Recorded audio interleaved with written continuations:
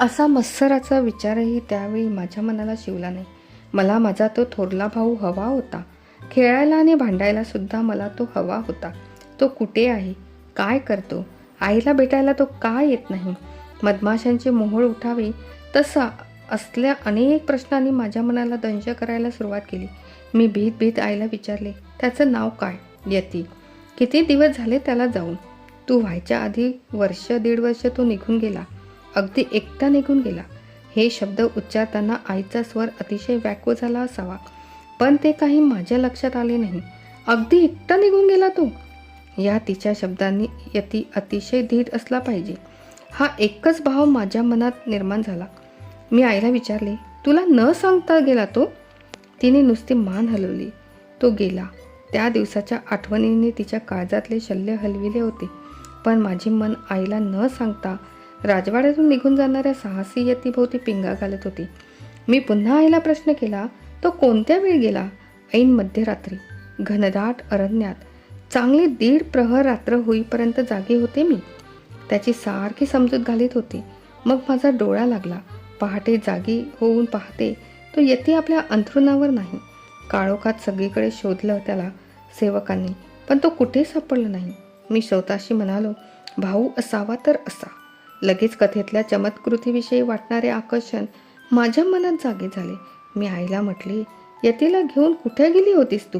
एका महर्षीच्या दर्शनाला. लग्न होऊन अनेक वर्ष झाली, तरी मला मूल होईना, म्हणून आम्ही दोघं त्या ऋषीच्या आश्रमात जाऊन राहिलो. त्यांच्या आशीर्वादानंच यती झाला मला. प्रत्येक वर्षी त्याच्या वाढदिवशी मी त्याला त्या ऋषीच्या दर्शनाला घेऊन जात असे.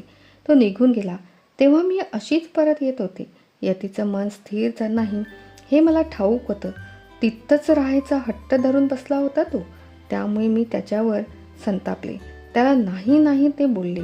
वानखुंडाला गाडीच्या मागं बांधून नेतात ना, तसंच जवळजवळ आश्रमातून ओढून आणलं मी त्याला. त्याच्या रुसव्या फुग्याकडे मी लक्ष दिलं नाही. त्याला काय हवं होतं? काय हवं होतं यतीला? मी उत्सुकतेने मध्येच प्रश्न केला. टप टप टिपे गाळीत ती म्हणाली, अजूनही मला नीट कळलं नाही. ते त्याला देवाधर्माचा नाद फार होता. दासी ताजी टपोरी फुलं प्रत्येक दिवशी सकाळी पुढं आणून ठेवीत. पण यतीनं झटून त्यातली काही उचलली की त्याचा पोटभर वास घेतला नाही. असं कधी घडलं नाही.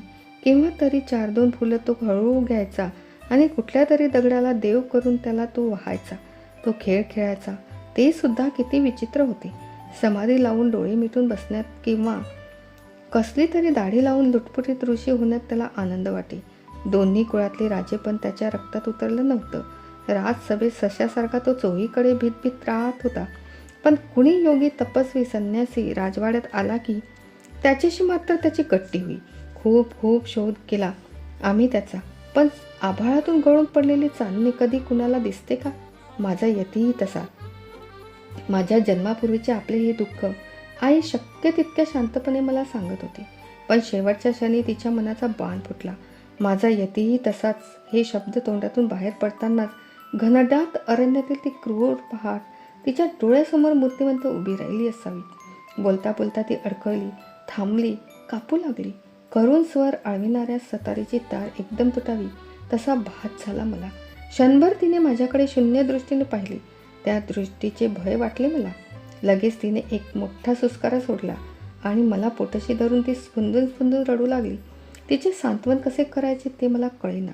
आई आई असे मी तोंडाने म्हणत होतो आणि तिला बिलगुल स्पर्शाने माझे हृदयगत व्यक्त करत होतो. मनाचा कड थोडासा ओसरल्यावर ती मला म्हणाली, यती तुझ्या एवढा होता तेव्हा पहिल्यांदा माझ्यावर रुसला.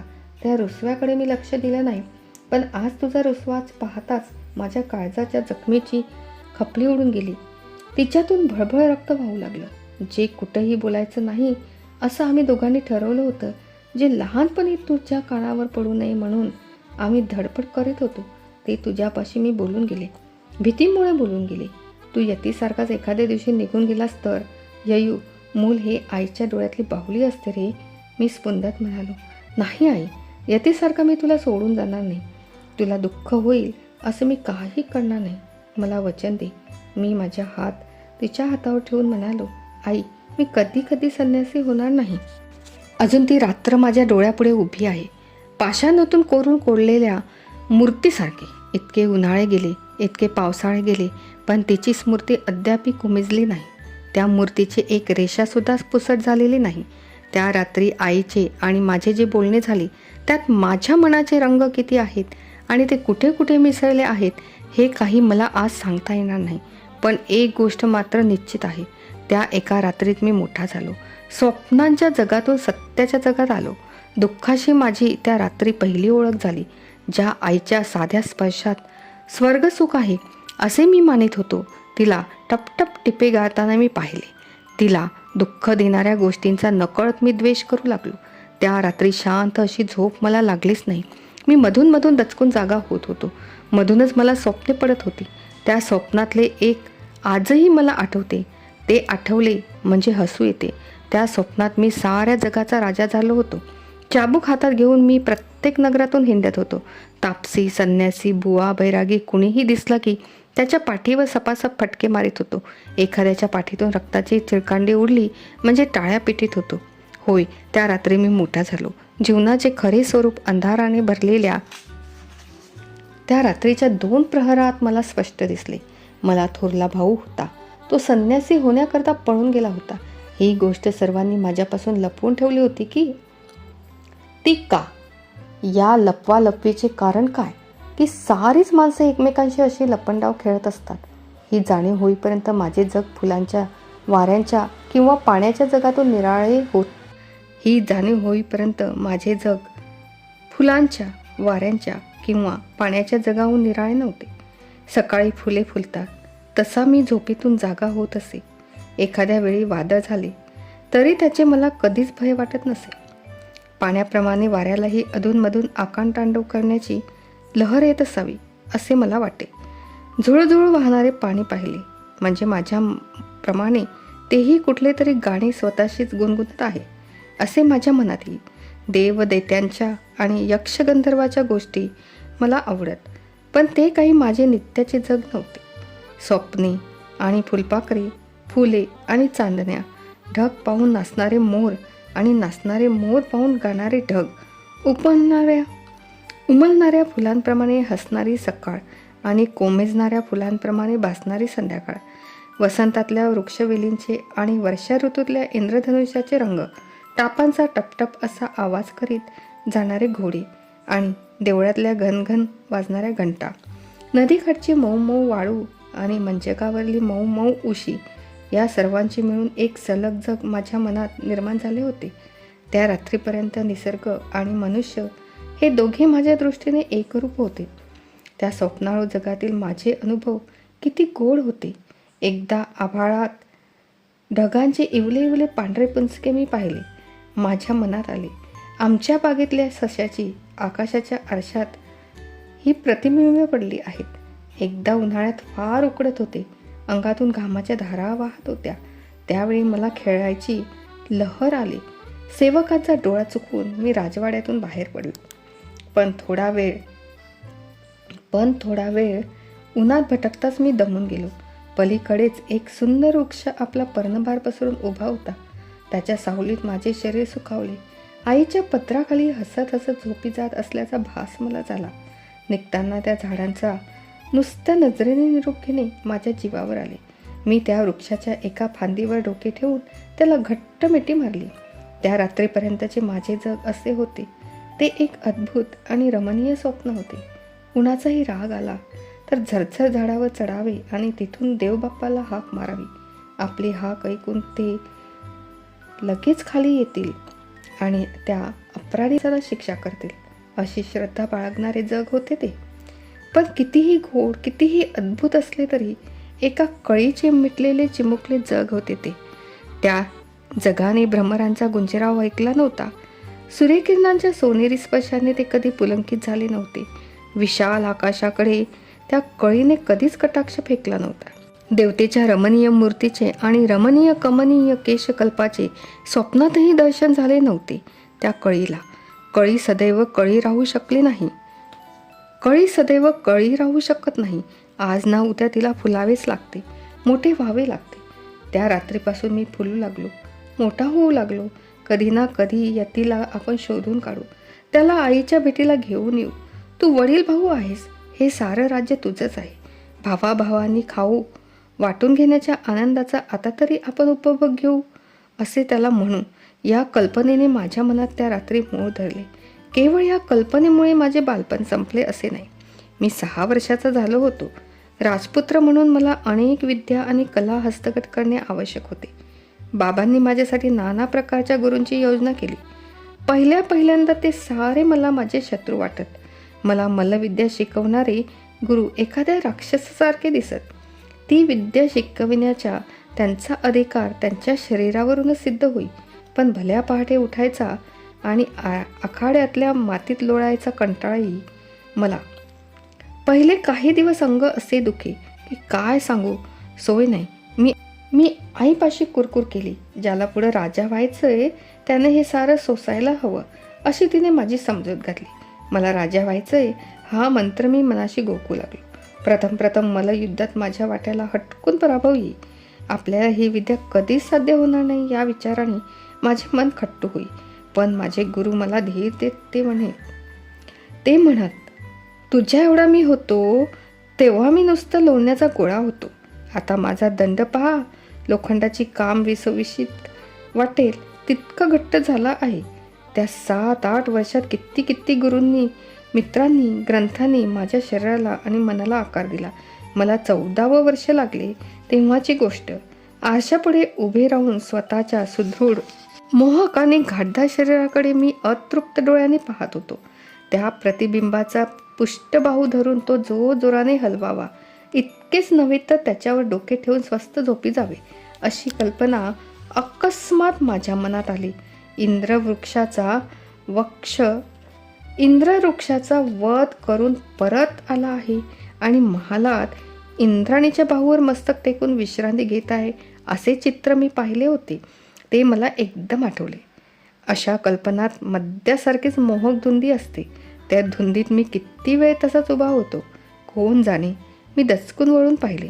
कोणीतरी बोलत होते. आईचे शब्द होते ते. आई म्हणत होती, पुरुषसुद्धा स्वतःकडं घटका पाहत राहतात म्हणायची. मला वाटत होतं बायकांनाच काय तो आपल्या रूपाचा गर्व असतो. ययू मोठा झालाय आता, हे पाहिलं तर काय म्हणेल तो. वळून पाहिले नसते तर आई तशीच बोलत राहिली असती. माझी मुद्रा दिसताच अगं बाई असा उद्गार काढून ती थोडीशी लाजली. मग स्वतःशीच हसली. जवळ येऊन माझ्या पाठीवरून हात फिरवत ती म्हणाली, ययू हा म्हणता किती रे मोठा झालास तू. माझीच दृष्ट लागेल बाबा तुला. तू पाठमोरा उभा होतास, मला वाटलं तिकडची स्वारी आशा पुढं. ती मध्येच थांबली. तिचे डोळे भरून आले. माझ्याकडे पाणावलेल्या डोळ्यांनी पाहत ती म्हणाली, माझी एक काळजी दूर झाली. काळजी? इतक्या वर्षात तुझ्याशी बोलले नव्हते, पण माझं मन सारखं धगधगत होतं. तू हस्तिनापूरची पट्टराणी आहेस आई, एखाद्या दरिद्री ऋषीची किंवा दुर्दैवी दस्याची पत्नी नाही. तुला कसली आली काळजी? मी आई आहे ययू. नाही कोण म्हणतं, पण तू माझी आई आहेस. माझी हा शब्द अभिमानाने उच्चारताना माझी दृष्ट माझ्या सुदृढ आणि सुंदर प्रतिबिंबाकडे गेली. आई ते प्रतिबिंब पाहून हसली. क्षणभराने गंभीर होऊन ती म्हणाली, ते खरं आहे रे, पण ज्याच्या कलशातल्या अमृताचं विष झालं आहे त्याला दुसऱ्या कलशाची काळजी वाटू लागते. आई यतीविषयी बोलत आहे हे उघड होते. मी अगदी लहान असताना आपले हे दुःख तिने मला सांगितले. तेव्हा मी ते दूर करू शकत नव्हतो. आता मी मोठा झालो होतो.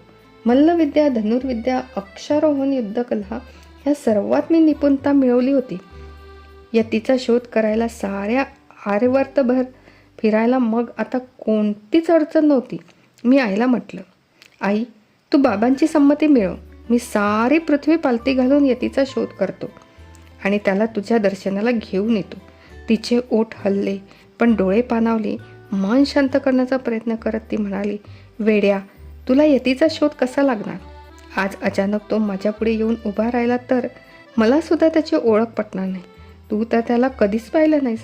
तो कुठे असेल, कोणत्या स्थितीत दिवस कंठीत असेल, कोणत्या नावानं वावरत असेल, या जगात असेल की नसेल. बोलता बोलता तिला गहिवर आला. तिच्या तोंडातून शब्द फुटेना. यती तिच्या हृदयाला फार मोठी जखम करून गेला होता.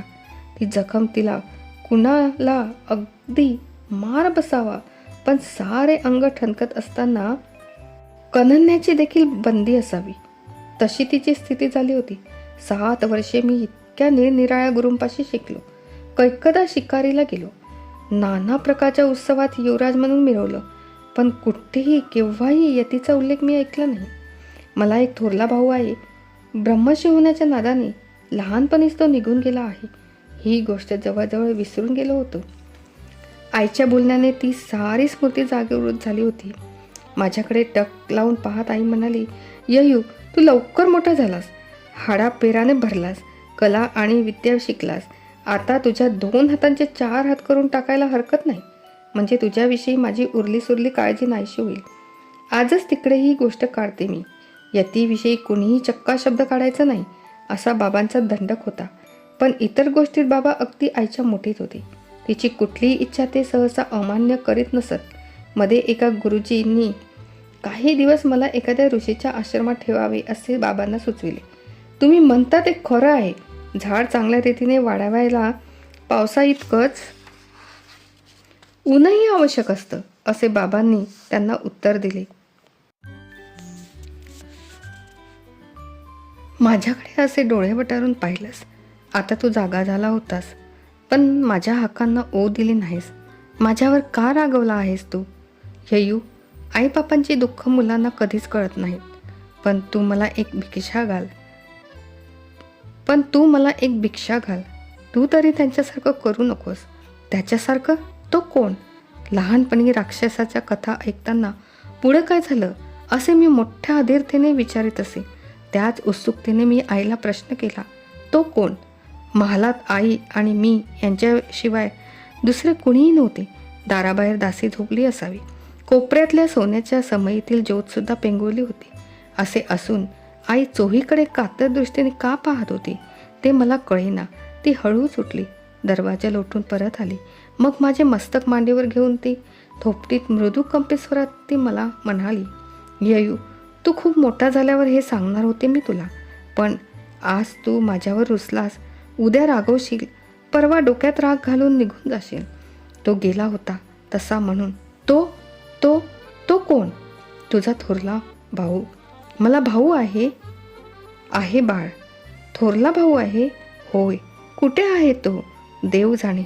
जिथे असेल तिथे देवाने त्याला सुखी ठेवावे एवढीच प्रत्येक दिवशी मी प्रार्थना करते.